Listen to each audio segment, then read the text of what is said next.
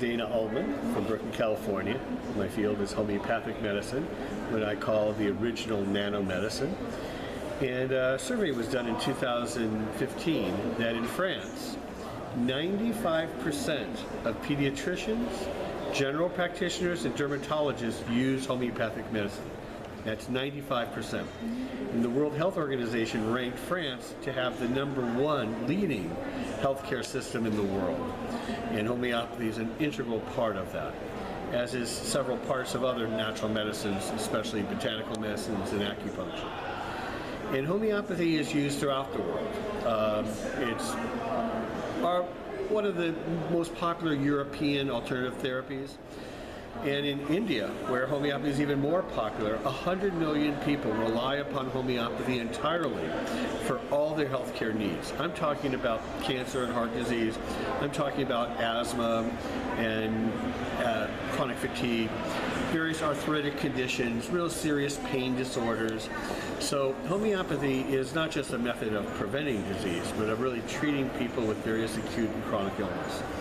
There's certain things that you can learn to do and treat yourself, and I've written many books to teach people how to do that. But there are limitations to self-treatment.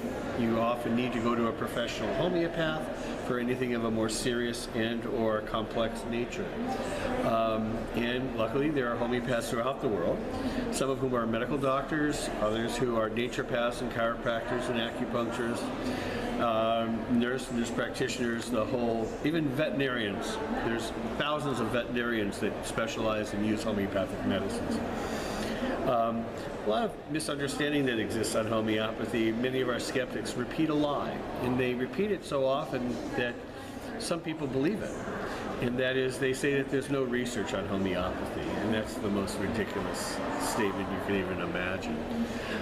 Or they say that the research that's been done has been poor. And of course, in every field there's some research that is not well done, but the studies that have been done and that have been of a high quality often show a very effective results and also a cost-effective nature to homeopathy.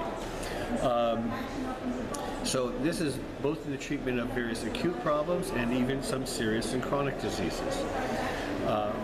If you think about it just alone, even away from the research, in the 19th century, homeopathy became popular in this country and in Europe due to its spectacular results in treating infectious diseases of that era. And so I'm not talking about minor conditions.